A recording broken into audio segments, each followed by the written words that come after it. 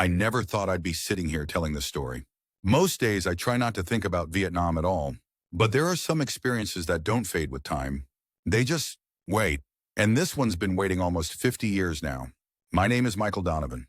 In 1968, I was a 20-year-old kid from Scranton, Pennsylvania, serving as a combat medic with the 25th Infantry Division in the Mekong Delta region. Before I tell you what happened, I want to make one thing clear. I'm not looking to convince anyone of anything. I'm just telling you what I experienced, so what you do with that information is up to you. It was July 1968. I'd been in country for about 4 months by then, long enough to have seen some things, but not so long that I'd become numb to them. Not yet, anyway. We were conducting search and destroy operations near the Cambodian border, trying to disrupt the Viet Cong supply routes. The morning started like any other in that green hell. Up before dawn, sea rations for breakfast, ham and lima beans, which we called ham and motherfuckers, and then gearing up for patrol. I remember checking my medical kit 3 times that morning. Extra bandages, morphine syringes, IV bags. I always did that when I had a bad feeling. And I had a bad feeling that day. It was monsoon season, and the rain had finally let up after 3 days of downpour. Everything was wet, everything was green, and everything smelled like rot and vegetation. The air was so thick with humidity, you could almost drink it. We moved out at 0700, 23 of us trudging through knee-deep mud in places, sweat already soaking through our fatigues within minutes. Our lieutenant, a lanky guy from Oklahoma named Wilkins, was on his second tour.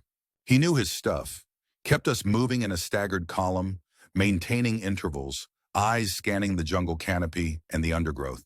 The point man, Rodriguez, was the best we had, like he had some sixth sense about danger. I was positioned near the middle of the column, as usual. Medics didn't take point.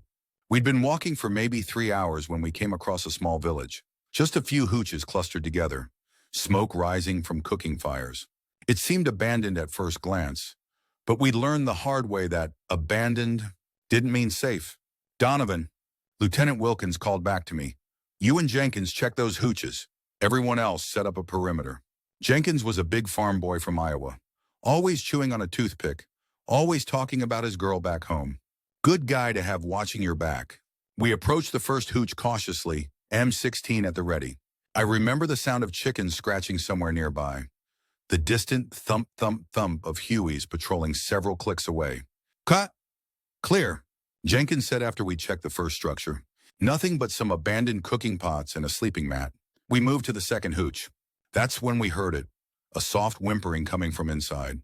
Jenkins and I exchanged glances. Could be a trap.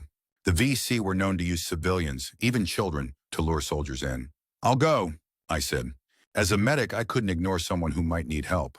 Inside, I found an elderly Vietnamese woman cradling what looked like her grandson, a boy of maybe 5 or 6. The child was feverish, his breathing labored. It's okay, I told the woman in my broken Vietnamese. I'm a medic. I can help. Fear filled her eyes, but desperation won out. She allowed me to examine the boy. Pneumonia, most likely. I gave him some antibiotics from my kit and showed the grandmother how to administer the rest over the next few days. When I emerged from the hooch, Jenkins raised an eyebrow. Anything? Just a sick kid, I replied.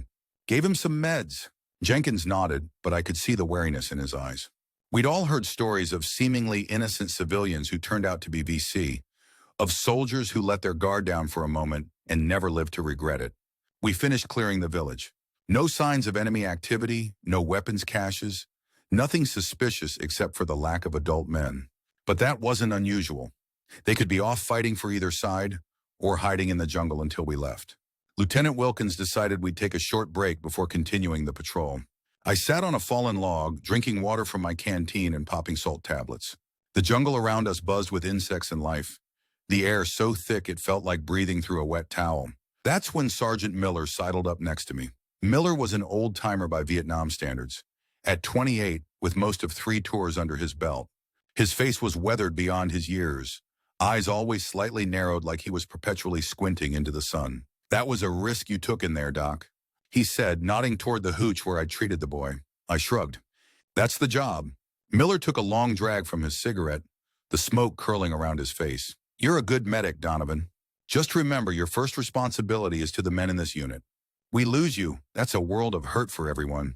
I nodded, understanding what he wasn't saying directly. In Vietnam, compassion could get you killed. But without compassion, what were we even fighting for? 5 minutes, then we move out, Lieutenant Wilkins announced, studying his map. We gathered our gear and fell back into formation. The trail ahead narrowed as we moved deeper into the jungle, the canopy above growing thicker until only dappled sunlight made it through to the forest floor. The usual jungle sounds surrounded us. Birds calling, monkeys chattering in the distance, the constant background hum of insects. Then silence. Any grunt who'd been in country more than a week knew what that meant. Something had disturbed the natural rhythm of the jungle. Something that didn't belong. Rodriguez, our point man, raised his fist. The signal to stop. We froze in place, eyes scanning, ears straining. My heart pounded so loudly I was sure it would give away our position. A minute passed. 2. Nothing. Rodriguez lowered his hand slowly and gestured for us to proceed, but with extra caution. We continued forward, moving at half our previous pace, everyone on high alert. That's when we heard it, the distinctive crack of a twig breaking somewhere off to our left. Lieutenant Wilkins signaled for us to take cover. I crouched behind a large tree trunk, medical kit clutched to my chest, M16 ready in my hands. More silence. Then whispers of movement through the underbrush. Not the wind, not animals. Contact left, someone shouted, and the world erupted. The distinctive chatter of AK-47s mixed with the bark of our M16s. Muzzle flashes sparked in the dim jungle light. Someone was screaming for a medic. Martinez, I think. I rushed toward the sound, keeping low, zigzagging between trees for cover. Martinez had taken a round to the shoulder. Nothing immediately life-threatening, but he was bleeding heavily. I applied a pressure dressing while bullets thwacked into the trees around us. You'll be okay, I told him, trying to keep my voice steady. It's a through and through, clean exit wound. He nodded grimly, then raised his M16 with his good arm and fired past me. Behind you, Doc. I spun around to see a VC fighter not 15 feet away, raising his weapon. Before I could react, Martinez fired again, and the man crumpled to the ground. Thanks, I breathed. We're even, Martinez replied through gritted teeth.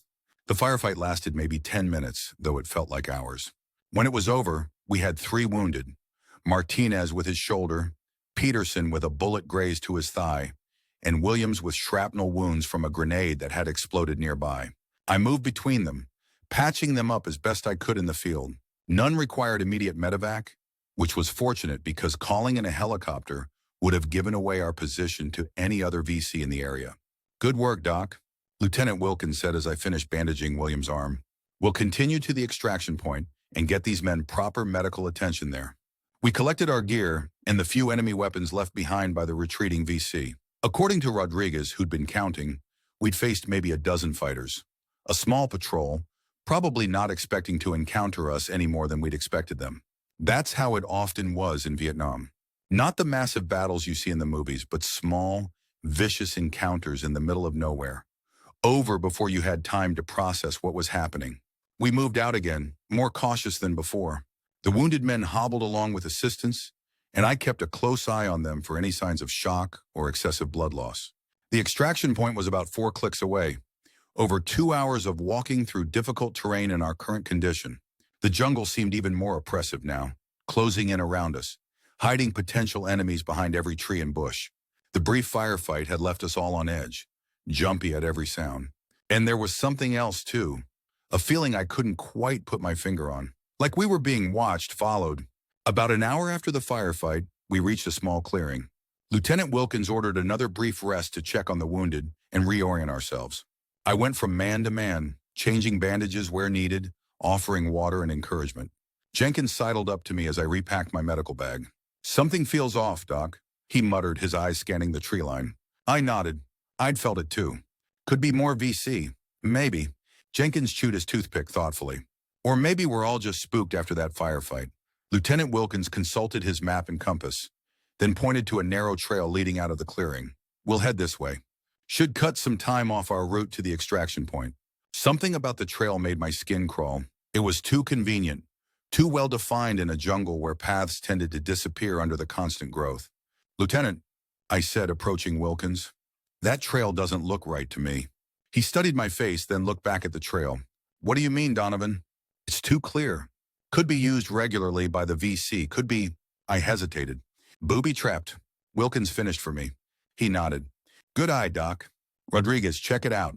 Rodriguez, our point man, moved carefully to the edge of the trail, examining the ground without stepping onto the path itself. He worked methodically, using the blade of his knife to gently probe the earth around the trail entrance. "Nothing obvious here, Lieutenant," he called back. But Donovan could be right. "It's too well used." Wilkins considered our options. Going around would mean fighting through dense jungle, adding hours to our journey. But taking the trail carried its own risks. "We'll use the trail," he decided finally, "but with extra precautions. Rodriguez, you're still on point. Go slow, watch for tripwires, pressure plates, anything unusual. Everyone maintained double normal spacing." We moved on to the trail in single file, spread out so that any booby trap would likely claim only one victim instead of several. I was positioned about halfway back, just behind the walking wounded, where I could quickly reach anyone who needed help. The trail wound through the jungle like a muddy brown snake, rarely straight for more than a few yards before curving around a massive tree or dense thicket. The canopy above was so thick here that it was almost like twilight on the forest floor, despite it being early afternoon. We'd been following the trail for maybe 20 minutes when Rodriguez suddenly stopped and raised his fist again. We froze in place, watching as he carefully examined something on the ground. "Tripwire," he called back softly. Crude but effective. He carefully disarmed the trap, which would have triggered some kind of explosive device hidden in the underbrush. We continued on, even more cautious than before. The next hour was nerve-wracking. Rodriguez found and disarmed 2 more tripwires and identified a pit trap that we carefully skirted around. Each discovery reinforced my initial suspicion that this trail was dangerous. But we were committed now, and turning back would only mean facing these same hazards in reverse. We were maybe 2 clicks from the extraction point when it happened. I was checking on Martinez, whose bandage had soaked through with blood, when I heard a strangled cry from up ahead. Not the sharp yell of someone hit by gunfire, but something worse. The sound of someone who knows they've made a fatal mistake. I looked up to see Campbell, who'd been walking about 20 yards ahead of me, sink suddenly into the ground up to his knee. In the split second before chaos erupted, I saw the recognition in his eyes, the understanding of what he'd stepped on. "Punji trap!" someone shouted and everyone froze in place. Punji traps were one of the most feared hazards in Vietnam. Pits dug into the ground, lined with sharpened bamboo stakes, often smeared with human excrement to ensure any wound would become infected. Some were deep enough to impale a man through the torso. Others, like the one Campbell had found, were smaller, designed to maim rather than kill outright. "Don't move, Campbell," Lieutenant Wilkins ordered. "Donovan, get up there." I made my way carefully forward, scanning the ground with each step. When I reached Campbell, I could see the pain and fear on his face. He'd managed to keep his balance, standing awkwardly with one leg plunged into the hidden pit. "How bad?" I asked him quietly. "Bad enough," he gasped. "Feels like I've got several stakes through my foot and calf." I nodded, setting down my medical kit. "I need to take a look. This is going to hurt." "Already hurts like a son of a bitch, Doc." I carefully knelt beside him, using my knife to widen the hole around his leg so I could see what we were dealing with. Campbell was right.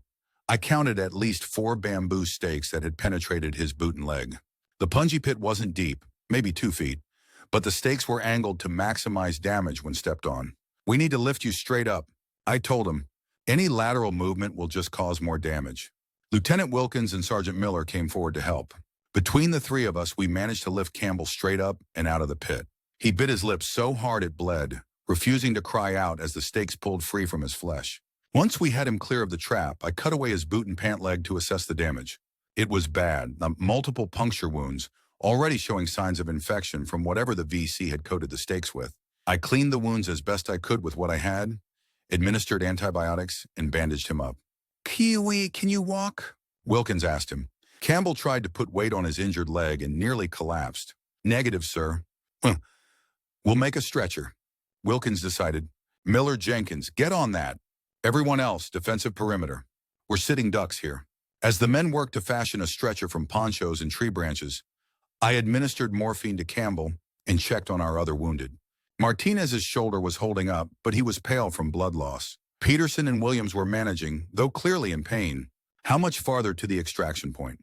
I asked Wilkins when he came to check on Campbell. "A little under 2 clicks, he replied, his expression grim. "But we'll be moving slower now with the stretcher. And if there's one Punji trap, there are likely more." I nodded. We'd gotten complacent after finding and avoiding several tripwires in the pit trap. Campbell had been walking behind Rodriguez, but slightly off the path Rodriguez had taken, just enough to encounter a trap that our point man had missed. Once the stretcher was ready, we carefully placed Campbell on it. Jenkins and a guy named Thompson volunteered for the first carrying shift. We reorganized our formation. Wounded in the middle, stretcher behind them, our most alert men at point and rear guard. "Move out," Wilkins ordered. "And for God's sake, watch where you step."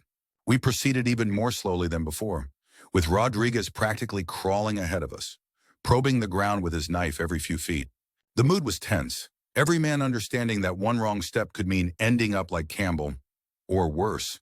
The rain started again about 30 minutes later, a gentle drizzle at first that quickly became a downpour. The trail turned to mud beneath our boots, making each step treacherous. Water streamed down my face, soaking through my fatigues, turning the bandages on our wounded men into sodden messes that I'd need to change as soon as we reached safety. I don't know if it was the rain, the exhaustion, or just bad luck. Maybe it was just my time. We were about a click from the extraction point when it happened. I had just finished checking on Campbell, adjusting his position on the stretcher to make him more comfortable, when I stepped forward to rejoin my position in the column. I remember thinking that the rain had finally begun to let up, that maybe we'd catch a break for the final stretch. I never saw the Punji trap. It hadn't been marked by any of the usual signs we'd been taught to look for.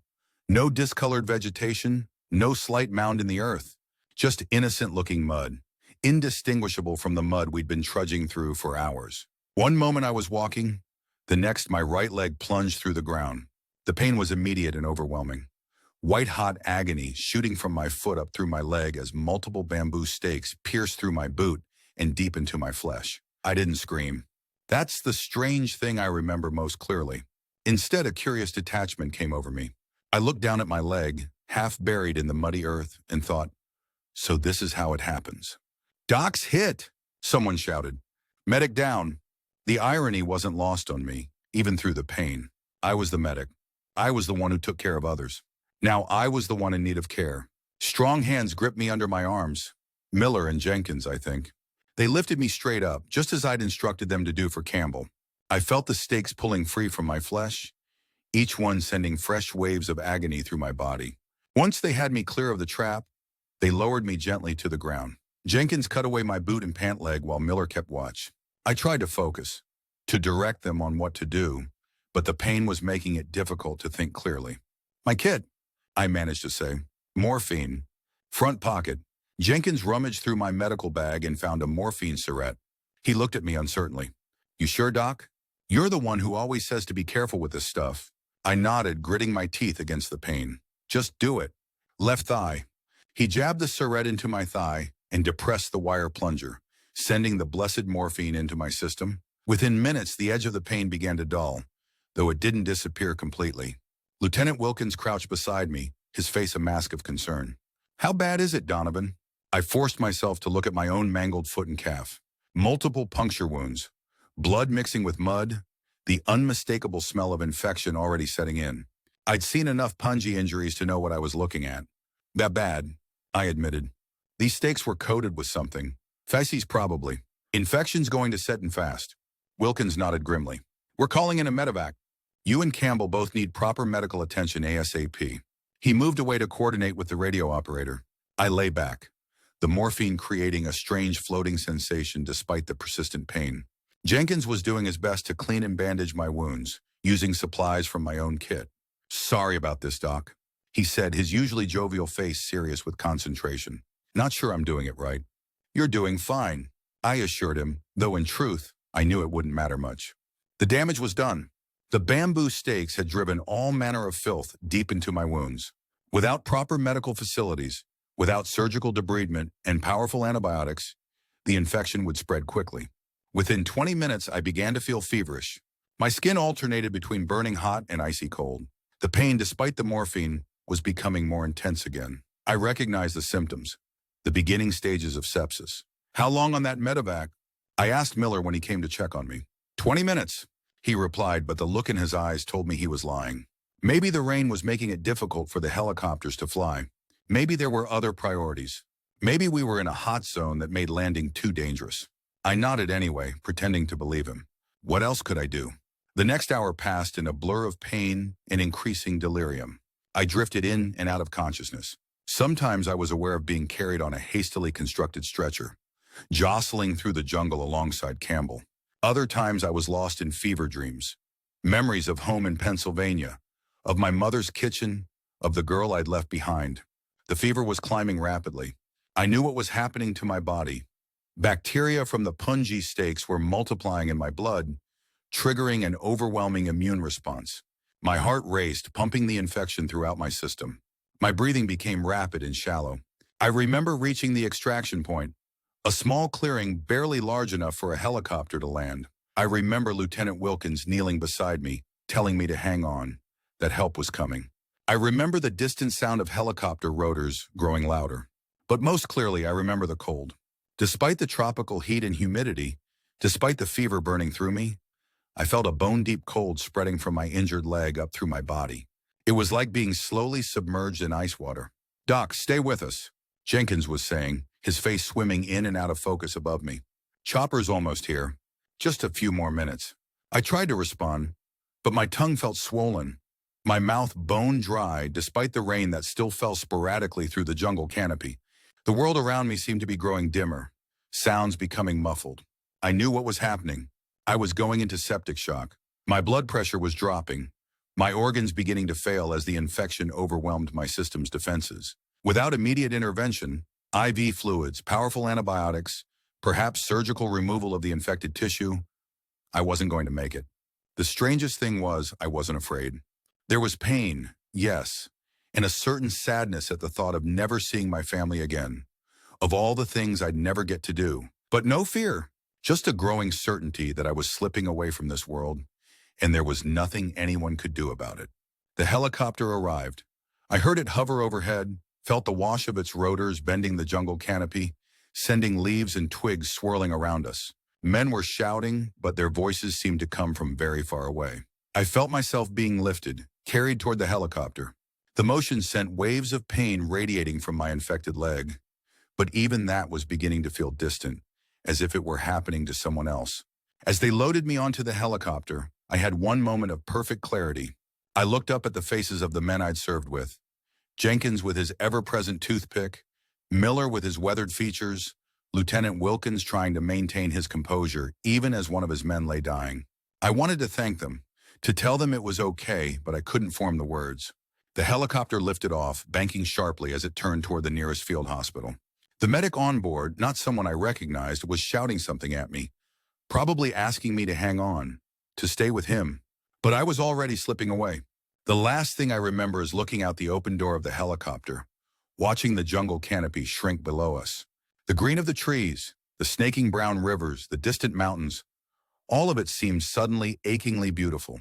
Then the darkness at the edges of my vision closed in completely, and I was gone. There was no transition, no sense of movement or passage. One moment I was in the helicopter, pain and fever consuming me, and the next, I was somewhere else. The first thing I noticed was the absence of pain.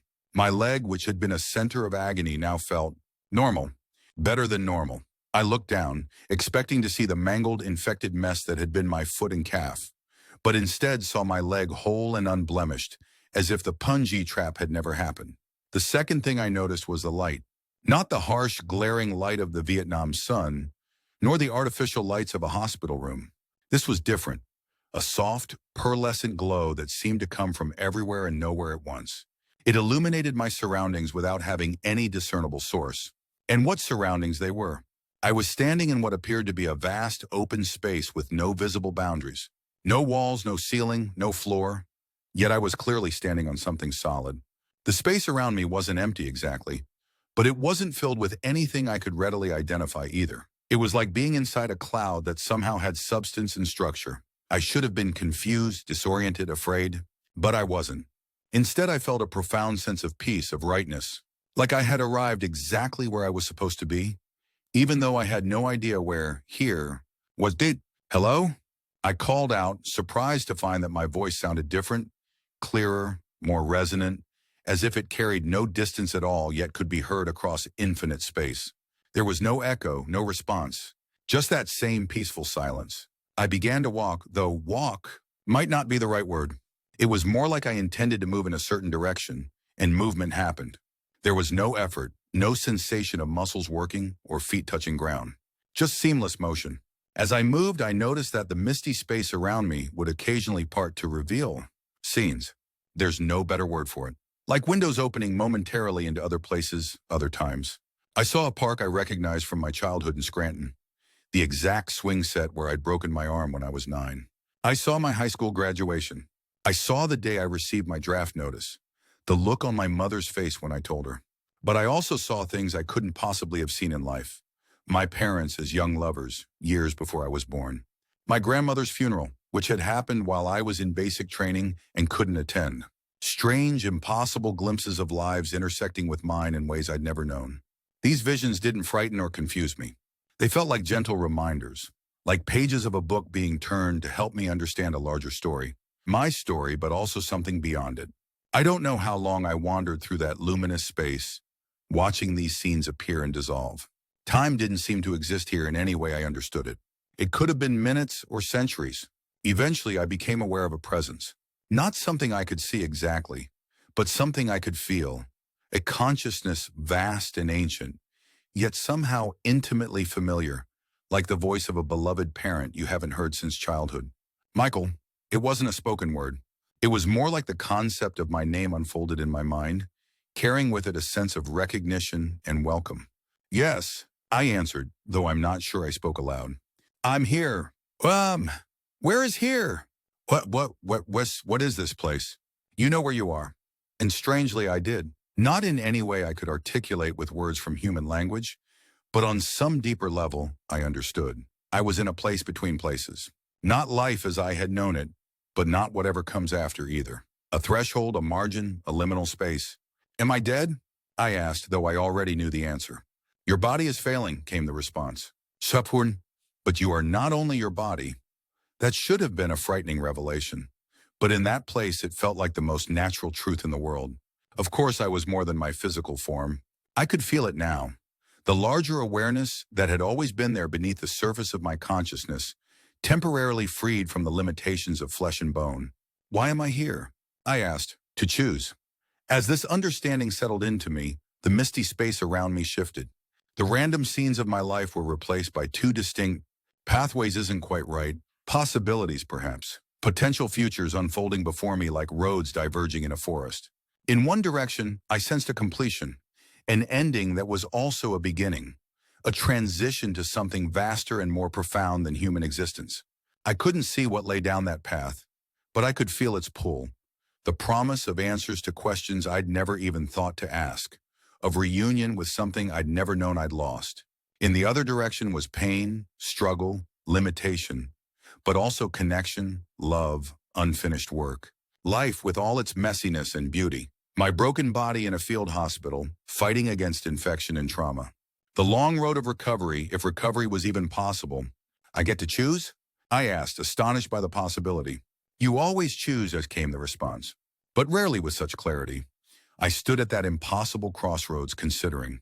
The pull toward completion was strong. Why return to pain and limitation when something so much larger awaited? Yet the thought of leaving behind all I'd known, all the people I loved, all the things I'd yet to do. What's the right choice? I asked finally. A sense of gentle amusement emanated from the presence. There is no right choice. There is only your choice. As I contemplated this, something else began to happen. The misty space around me grew more populous. I became aware of other presences. Not just the vast consciousness I'd been communing with, but others. Smaller, more defined. Human, or what had once been human. They didn't appear as ghostly figures or anything so concrete. They were more like points of light, each with its own unique quality and resonance. And yet somehow I recognized them. Rodriguez, our point man, who died 3 weeks into his tour when he stepped on a landmine, before I'd even arrived in Vietnam. Cooper, who'd bled out under my hands despite everything I did to save him after a firefight near Pleiku. Lieutenant Rogers, whose helicopter had been shot down returning from a mission. And others, men I'd never met, from other units, other wars.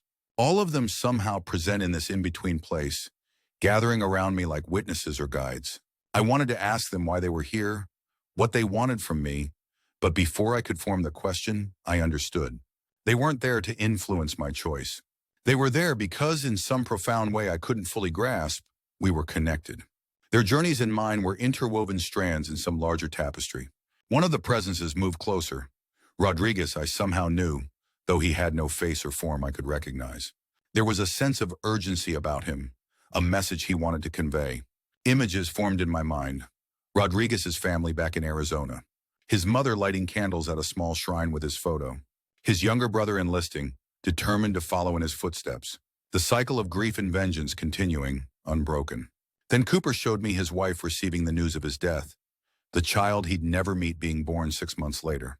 Lieutenant Rogers showed me his parents, never fully recovering from the loss of their only son, their lives shrinking around the void he'd left. One by one, they showed me ripples of loss radiating outward from their deaths, affecting lives in ways they'd never imagined. Not to burden me with guilt or responsibility, but to help me understand something crucial about the choice before me. Life and death are not separate, the larger presence explained. They are points on a circle, and what happens at one affects the entire circumference. As this understanding settled into me, I felt the choice before me shift. It wasn't simply about whether I wanted to return to pain or move on to whatever came next. It was about what my returning or continuing might mean in that larger circle, the lives I might touch, the ripples I might create or prevent. If I go back, I asked, will I remember this? Will I know what I've seen here? Some do, some don't. That too is partly choice. I considered this. Would it be better to remember or to forget? To carry the weight of this experience back into the world? Or to dismiss it as a hallucination of a fever-ravaged brain? Before I could ponder further, something changed in the luminous space around us. A disturbance like ripples in a pond when a stone is thrown. Time grows short, the presence informed me. Your body cannot maintain the connection much longer. I understood then that I needed to decide. Return to life with all its pain and limitations, but also its potential for growth and connection, or continue onward to whatever awaited beyond human existence. The presences around me, Rodriguez, Cooper, Rogers, and the others, seemed to draw back slightly, giving me space to make my choice without pressure or influence. But I could sense their attention, their interest in what I would decide. I thought about my family back home, my mother who'd already lost my father to heart disease, my younger sister just starting college. I thought about the men in my unit who relied on me as their medic. I thought about the life I'd barely begun to live at 20 years old.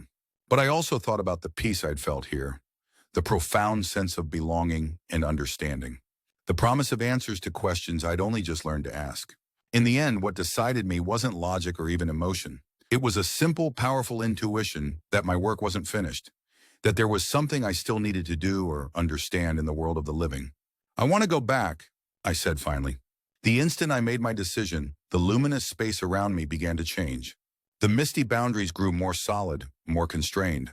The presences of the dead soldiers began to fade, though not before I felt a wave of, not exactly approval but acknowledgement, understanding.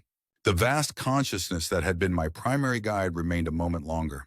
Remember, it said, though whether it was instructing me to remember this experience or reminding me of something else entirely, I couldn't tell. Then everything, the light, the mist, the presences, began to recede rapidly, as if I were being pulled backward at tremendous speed. The peaceful detachment I'd felt gave way to increasing awareness of my physical body, and with it, pain. Overwhelming, searing pain radiating from my infected leg throughout my entire being. I heard voices, urgent, professional, unfamiliar. BP's dropping. We're losing him. Push more fluids and get another unit of blood ready. Come on, soldier. Stay with us. The pain intensified until it consumed my entire awareness, drowning out the last echoes of that luminous other place. I tried to hold on to what I'd experienced, to keep some thread of connection to the profound peace and understanding I'd found there. But it was slipping away, dissolving like mist under the harsh light of physical reality. The last thing I remember before everything went black again was a single, desperate thought. Remember. I have to remember, and then nothing. I woke up 3 days later in a field hospital near Saigon. The first sensation was pain, duller than before but still present, throbbing in my right leg like a second heartbeat. The second was the antiseptic smell, that sharp hospital odor that never quite leaves your memory once you've experienced it. I blinked against harsh fluorescent lights, trying to orient myself. A fan spun lazily overhead, pushing around hot, humid air. Somewhere nearby, a man was moaning in pain. Another was calling for his mother in a voice thick with morphine. Well, look who decided to join the living. A nurse appeared at my bedside. An older woman with steel gray hair and laugh lines around her eyes that suggested she smiled often, though she wasn't smiling now. Lieutenant Colonel Patricia Winters, according to her nameplate. She checked my IV, then placed cool fingers against my wrist, counting my pulse. How long? My voice was a rasp, my throat raw from the breathing tube they must have removed recently. 3 days, she replied, releasing my wrist. You've been touch and go, young man. Had us placing bets on whether you'd pull through. Memory flooded back. The patrol, the Punji trap, the helicopter evacuation. But there was something else. Something just beyond my reach. A dream? No, more than a dream. Something important that I couldn't quite grasp. My leg, I asked, afraid to look down at what might or might not be under the sheet. Lieutenant Colonel Winters' expression softened slightly. Still attached, if that's what you're asking. Though it was a near thing. The infection was extensive. I closed my eyes, relief washing through me. They hadn't amputated. But from her tone, I understood that significant damage had been done. How bad? Bad enough, she said, echoing my own words to Campbell, what felt like a lifetime ago. Multiple puncture wounds, severe infection, early sepsis. You crashed twice, once in the chopper, once here during debridement surgery. She paused, studying my face. Do you remember any of that? I started to shake my head, then stopped as fragments of memory flickered at the edges of my consciousness. Not the surgery or the medical interventions. Something else. Something luminous. I remember. I began, then faltered. What did I remember? Light, peace, a presence, choices. But it was fading even as I tried to grasp it, like waking from a vivid dream. It's common to have unusual experiences under such circumstances. Lieutenant Colonel Winters said neutrally. The brain does interesting things when oxygen levels drop. She wasn't being dismissive exactly, but I could tell she'd heard it all before. Near-death visions, tunnels of light, deceased loved ones, common hallucinations of dying brains as far as she was concerned. Maybe she was right. Maybe whatever I thought I remembered was just a hallucination, my mind's way of coping with the trauma of nearly dying. But it didn't feel that way. It felt real, more real than the hospital bed I was lying in. There were others, I said suddenly, the memory surfacing like a bubble from deep water. Rodriguez. Kunashi not Cooper? Lieutenant Rogers. Lieutenant Colonel Winters frowned slightly. Friends of yours. Men who died. Rodriguez was killed before I even got to Vietnam. I never met him, but I knew his name. Cooper died under my hands during a firefight. And Lieutenant Rogers, his helicopter was shot down. I didn't add that I'd somehow known details about their families, about the ripple effects of their deaths. That part seemed too personal, too impossible to explain. Lieutenant Colonel Winters made a non-committal noise and noted something on my chart. Rest now. The doctor will be by later to explain your treatment plan. She moved away to check on other patients, leaving me alone with my fragmented memories and the persistent throbbing in my leg. I cautiously reached down to feel beneath the sheet, my fingers encountering thick bandages wrapped around my calf and foot. I wouldn't mess with those if I were you. The voice came from the bed to my right. I turned my head to see a young Marine, maybe 19 or 20, with a heavily bandaged chest and right arm. Landmine? He asked, nodding toward my leg. Punji trap. He winced in sympathy. Nasty. My buddy Ortiz stepped in one of those. Lost his foot to infection. I let that sink in. I still had my foot, apparently, but what condition it was in remained to be seen. I'm Reynolds, the Marine offered. First of the 9th. You? Donovan, 25th Infantry. Combat medic. Reynolds raised an eyebrow. A medic, huh? Guess it's weird being on the other side. I nodded. It was strange being the patient instead of the caregiver, having others make decisions about my treatment, my future. You were talking in your sleep, Reynolds said after a moment, before you woke up. I turned toward him again. What was I saying? He shrugged, then winced as the movement pulled at his injuries. Couldn't make out most of it. But you kept saying remember, over and over. I have to remember. A chill ran through me despite the stifling heat. Remember, that had been the last thought, the last instruction before I'd been pulled back into my body. But remember what exactly? Before I could pursue that line of thinking, the doctor arrived. A harried-looking Army captain with bloodshot eyes and hands that never seemed to be still. Captain Morris, according to his introduction. Specialist Donovan, he said, flipping through my chart. You're a lucky man. Lucky wasn't exactly the word I would have chosen, but I nodded anyway. The Punji stakes penetrated your foot and lower calf in several places, he explained clinically. The stakes themselves were coated with feces, a common Viet Cong tactic to ensure infection. And it worked. By the time you reached us, you were already in early septic shock. He moved to the foot of my bed and lifted the sheet, exposing my bandaged leg. We performed an extensive debridement, removing damaged and infected tissue, and administered high-dose antibiotics. We were able to save the leg, but he hesitated and my stomach clenched. There was significant muscle and nerve damage, he continued, and we had to remove several small bones from your foot that were beyond repair. You'll walk again, but not without a pronounced limp, and you'll need extensive physical therapy. I absorbed this information with a strange sense of detachment. Obviously, it wasn't good news. My military career was over. My future plans, medical school perhaps after my tour, would need to be reconsidered. But compared to what could have happened, death or amputation, it didn't seem so terrible. When can I go home? I asked. Captain Morris looked surprised at my lack of reaction to his prognosis. You'll be transferred to Japan for further treatment once you're stable enough for transport, probably within a week. After that, depending on your recovery, back to the States for rehabilitation. Walter Reed, most likely. He made some additional notes on my chart. The infection is still a concern. We'll continue the antibiotic regimen and monitor for any signs of recurrence or spread. After he left, I lay back against the pillow, trying to process everything. My leg was damaged but still attached. I'd nearly died, had died technically, if what the nurse said about crashing was accurate. And I'd experienced something profound that was already fading from my memory like morning mist burned away by the sun. Remember, I had to remember. The next few days passed in a blur of pain medication, bandage changes, and awkward sponge baths. The infection in my leg gradually responded to the antibiotics, though the pain remained constant. Sometimes a dull throb, sometimes a sharp electric jolt when I moved wrong. Lieutenant Colonel Winters became a comforting presence, checking on me during her shifts, sometimes sitting by my bed for a few minutes to chat when things were quiet. It was during one of these conversations, 4 days after I'd regained consciousness, that I worked up the courage to ask her something that had been bothering me. Did I die? Actually die, I mean. She paused in adjusting my IV, studying my face carefully before answering. Technically, yes. Your heart stopped during the evacuation flight. The medic on board performed CPR and got you back. Then it happened again during surgery. For almost 2 minutes that time. 2 minutes. It had felt like both an eternity and no time at all in that luminous place between life and death. Well, why do you ask?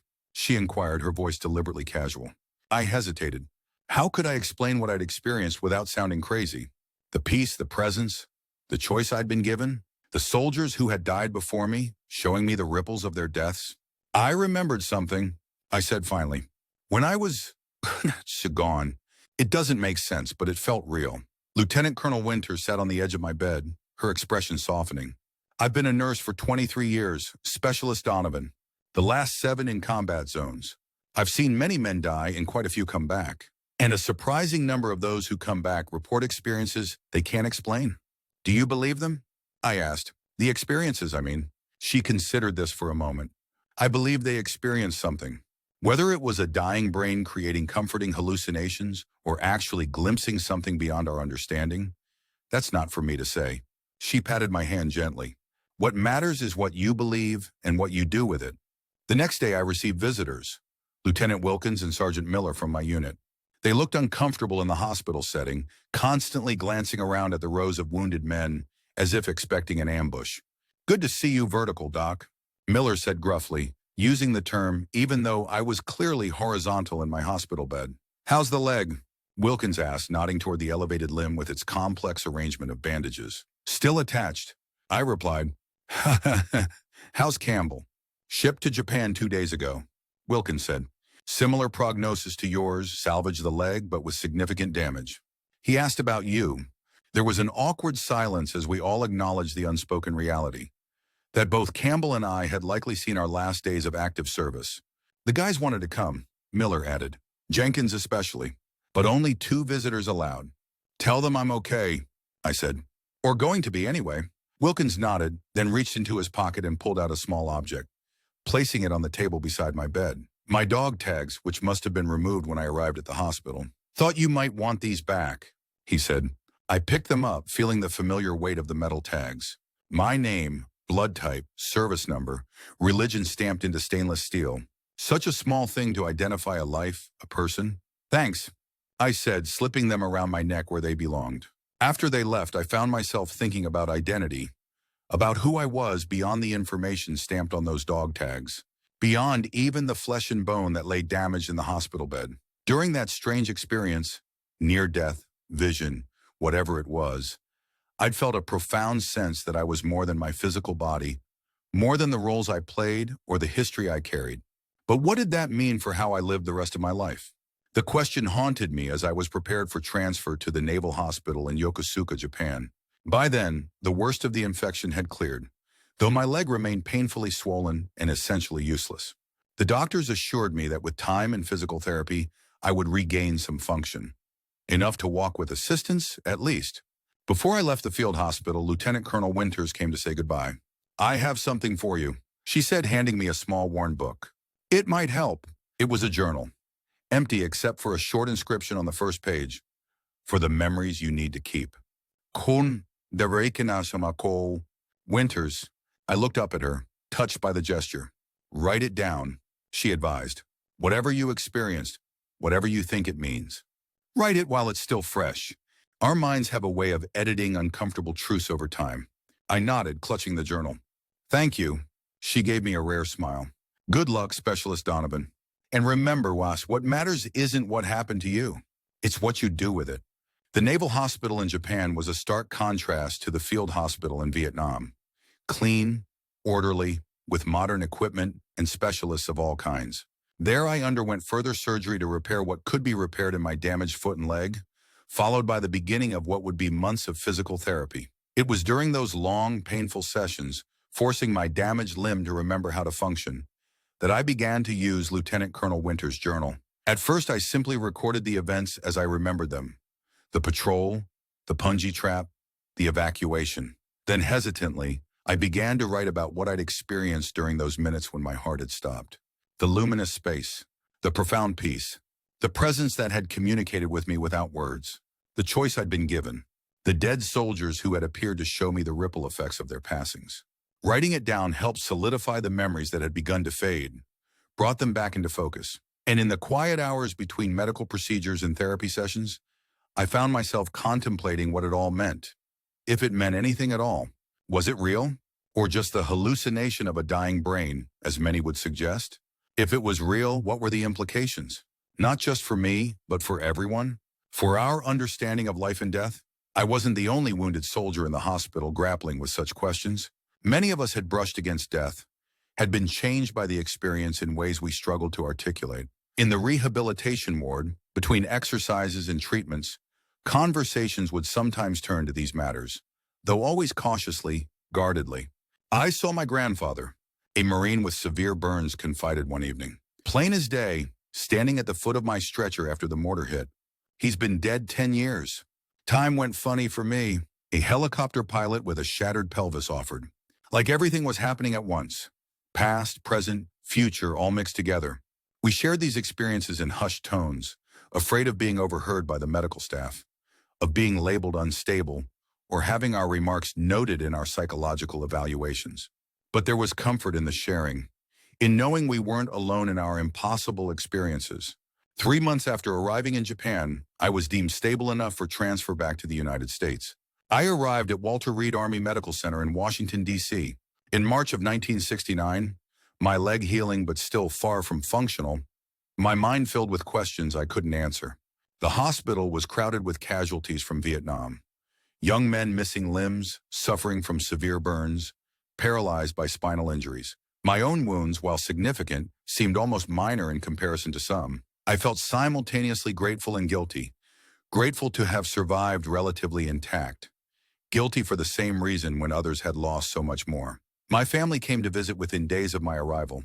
My mother, looking older than I remembered, and my sister Jane, who had dropped out of college temporarily to help at home after receiving news of my injury. Their faces showed the strain of months of worry, of the telegram informing them I had been critically wounded. of the uncertainty about whether I would survive. "Oh, Michael," my mother whispered, embracing me carefully as if afraid I might break. "Thank God you're home." Jane stood back, eyes wide as she took in the hospital ward with its rows of wounded young men. "Jesus," she murmured, then caught herself. "Sorry, Mom." That first visit was awkward, filled with careful questions about my physical condition and avoided questions about what I had seen or done in Vietnam.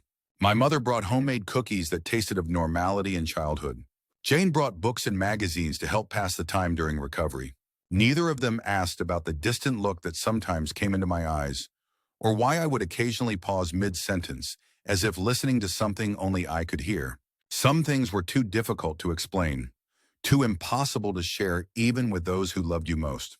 The physical therapy at Walter Reed was intense and often excruciating. Learning to walk again with a foot missing several bones and a calf with significant muscle damage was a process measured in tiny, painful increments of progress. There were setbacks, infections that flared up unexpectedly, days when the pain was too great to push through, moments of despair when I wondered if I would ever walk normally again. But through it all, I continued to write in the journal Lieutenant Colonel Winters had given me. The act of recording my thoughts and memories became a form of therapy itself, a way of processing not just the physical trauma, but the spiritual experience that had accompanied it. As the weeks passed, I began to notice something strange. Specific details from my near-death experience, details that should have been impossible for me to know, were being validated in unexpected ways. It started with Rodriguez. In my vision, or whatever it was, he had shown me his family in Arizona.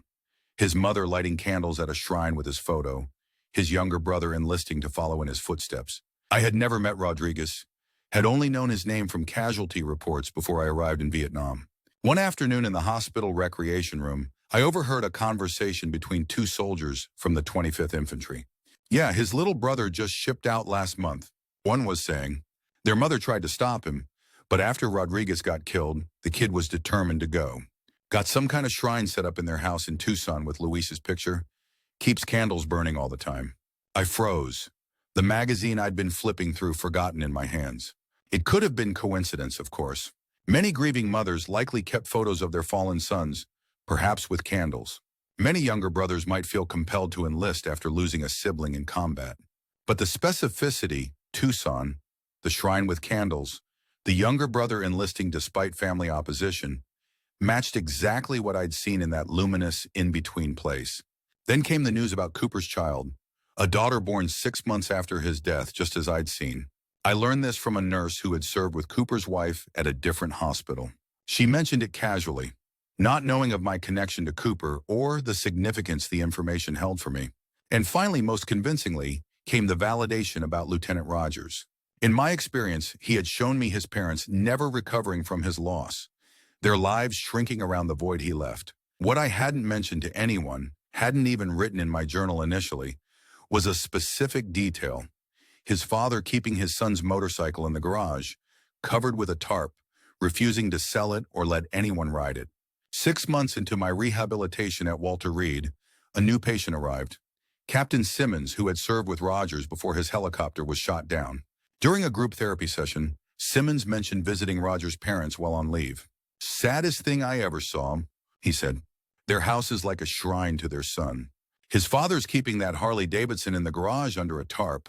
Won't even let anyone touch it. Says it's waiting for when his boy comes home, even though he knows that's never going to happen." I felt a chill run through me that had nothing to do with the hospital's air conditioning. This was too specific, too exact to be coincidence. Somehow, in that space between life and death, I had been shown true details about people I had never met, events I had no way of knowing.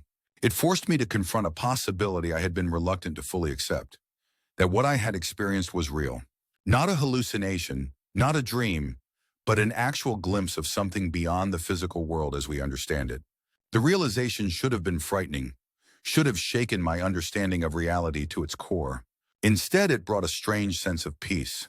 The message I had received in that luminous place, that life and death were points on a circle, that what happens at one affects the entire circumference, began to feel less like an abstract concept and more like a practical truth.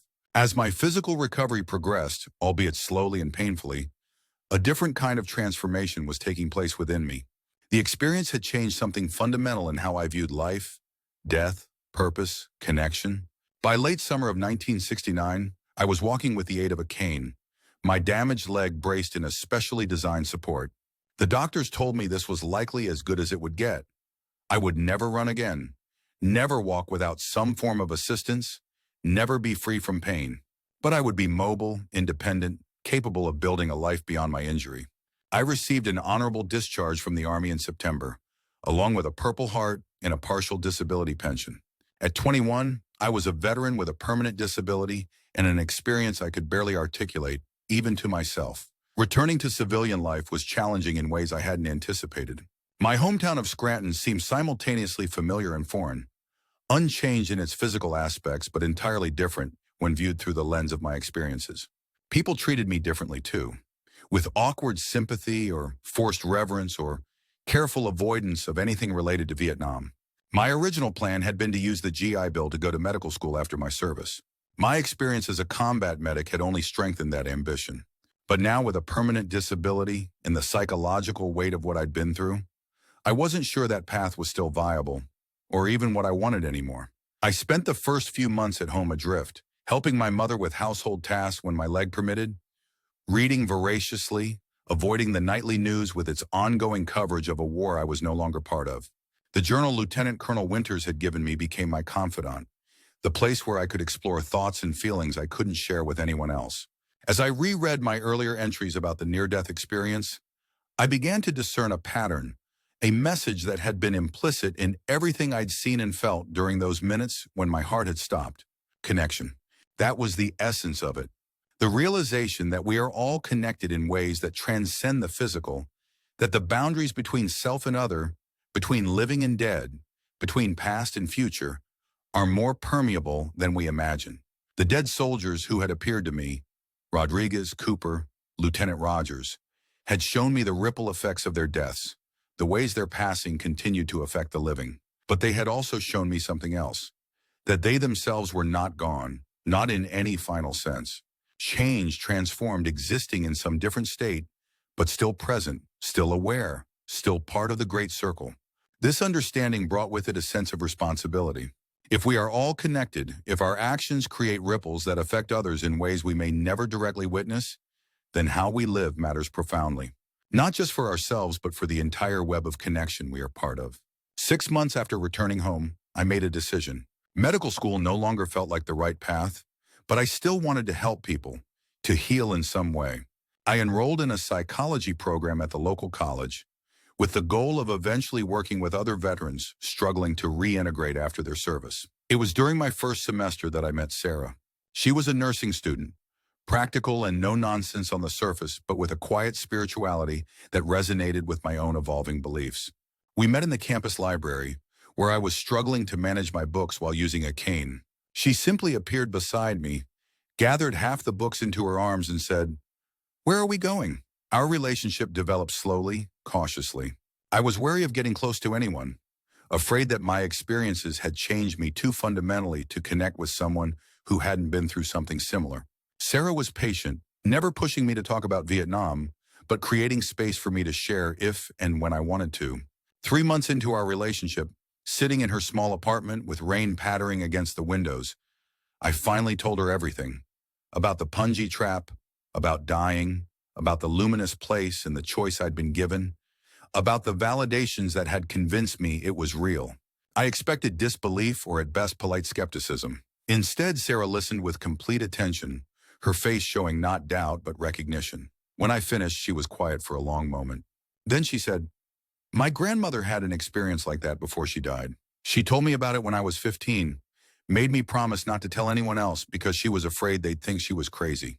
But she wasn't crazy, and neither are you." That simple acceptance was a turning point. For the first time since returning from Vietnam, I felt understood, validated in a way that went beyond the physical injury everyone could see to the deeper transformation no one could. Sarah and I married 2 years later in a small ceremony attended by family and a few close friends, including Jenkins from my old unit, who had returned from Vietnam relatively unscathed physically, but struggling with what we didn't yet call PTSD.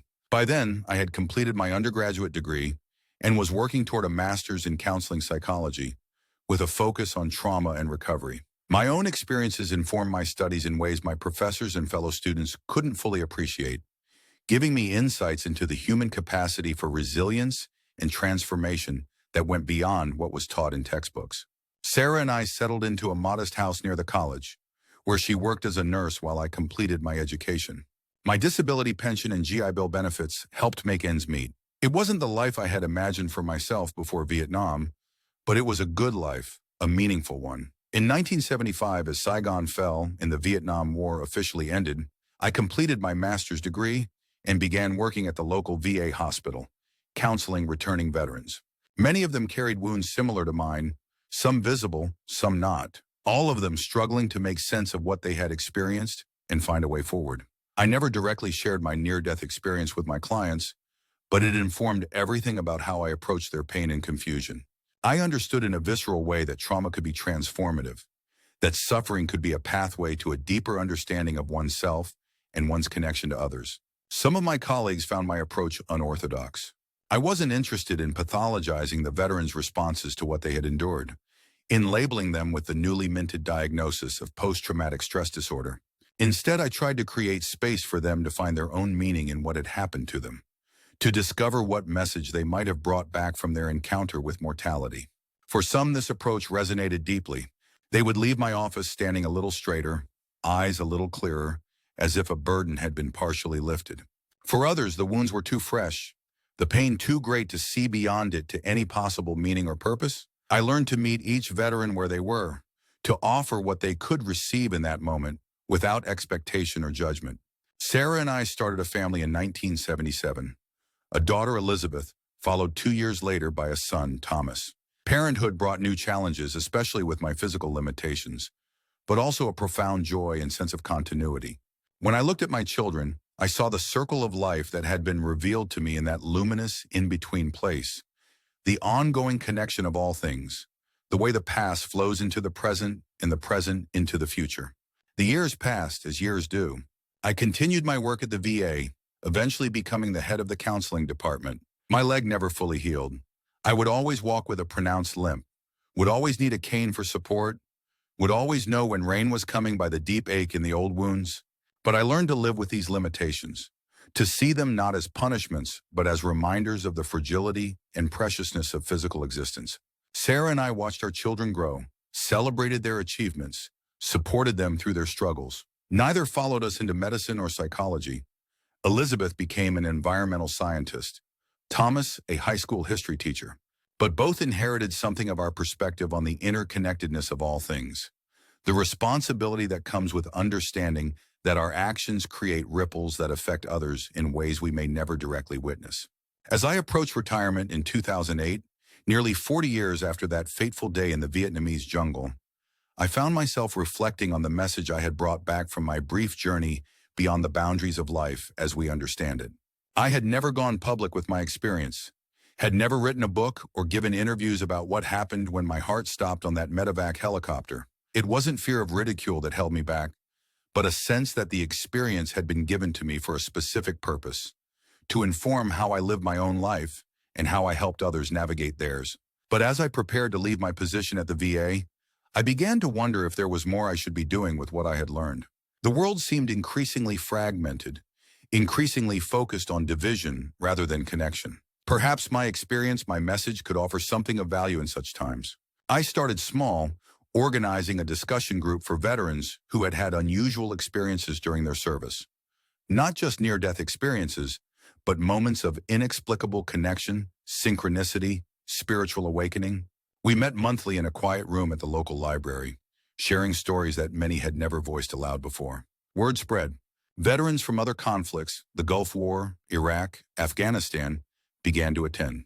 Then civilians who had had their own brushes with mortality, cancer survivors, accident victims, those who had come close to death and returned, changed by the experience. I didn't present myself as an expert or a guru, just as someone who had been through something profound and was still trying to understand it 40 years later. My approach remained the same as it had been with my clients at the VA, creating space for people to find their own meaning in what they had experienced, to discover what message they might have brought back. The group eventually evolved into something larger, a nonprofit organization called Bridges, dedicated to supporting those who had experienced profound spiritual or transformative events in the context of trauma or near death. We offered counseling, discussion groups, resources that bridge the gap between psychological and spiritual understandings of such experiences. Sarah was my partner in this work, as she had been in everything since that day in the college library. Her practical nursing background complemented my psychological training, and her own quiet spirituality provided a foundation that helped many who came to us feeling lost or confused by what they had experienced. Now, as I sit here recording this testimony 50 years after that day in Vietnam, I am an old man. My hair is white, my face lined with the map of a long life lived fully. The leg that was damaged by the Punji trap has never stopped causing me pain, has required additional surgeries over the decades as complications arose, has limited what I could do physically, but never what I could do spiritually or emotionally. Sarah passed 3 years ago, peacefully in her sleep after a short illness. Her absence is a physical ache more profound than any pain from my old war wounds. But the understanding I gained in that luminous place between life and death comforts me. I know that our connection transcends physical separation, that the circle remains unbroken. My children are middle-aged now, with children of their own. My grandchildren know me as the limping grandpa with the cane who tells stories and listens, really listens, when they talk. They know I was in Vietnam, that I was injured there, but they don't yet know the full story of what happened to me in those minutes when my heart stopped beating. Perhaps someday when they're older, I'll share it with them. Looking back over the arc of my life since that day in 1968, I can see how profoundly that experience shaped everything that followed. Not just the physical reality of living with a permanent disability, but the spiritual reality of living with a permanent awareness of our interconnection, our responsibility to one another, the thinness of the veil between life and what comes after. The message I brought back from that luminous place wasn't simple or easy to articulate. It wasn't love one another or be kind, though those are certainly part of it. It was deeper, more complex, that we exist in a web of connection that transcends time and physical boundaries, that what we do matters in ways we may never directly witness, that death is not an ending, but a transformation. I've spent 50 years trying to live that message, to embody it in my work, my relationships, my daily choices. I've failed often. I remain frustratingly human, subject to anger, impatience, selfishness, fear. But the awareness has never left me. The understanding that each action creates ripples that affect the entire circle. As I near the end of my own journey in this physical form, I find myself thinking often of that choice I was given in the luminous in-between, to continue onward to whatever awaits beyond human existence, or to return to life with all its pain and limitations. I chose to return because I sensed there was work I still needed to do, something I needed to understand. Now, looking back from the vantage point of old age, I believe I understand what that work was, what I needed to learn, how to live with the awareness of our profound interconnection, how to help others recognize and honor that connection in their own lives. It wasn't dramatic work. It didn't make headlines or change the course of history in any obvious way. But in the quiet space of individual human hearts, my clients at the VA, the members of our discussion groups, my own family, perhaps it made a difference. Perhaps the ripples are still spreading in ways I'll never know. And maybe that's the final message, the one I'm still learning after all these years, that we don't need to see the full effect of our lives to trust that they matter, that even the smallest acts of compassion or understanding send ripples through that great circle of connection that encompasses all things, all beings, all times. When I stepped on that Punji trap in a Vietnamese jungle 50 years ago, I thought my life was ending. In a way it was, the life I had known, the future I had imagined for myself. But what came after wasn't an ending at all. It was a beginning, a transformation, an invitation to a deeper understanding of what it means to be human, to be connected, to be part of something larger than ourselves. That's the message I brought back. That's the message I offer now. What you do with it is, as Lieutenant Colonel Winters told me all those years ago, entirely up to you.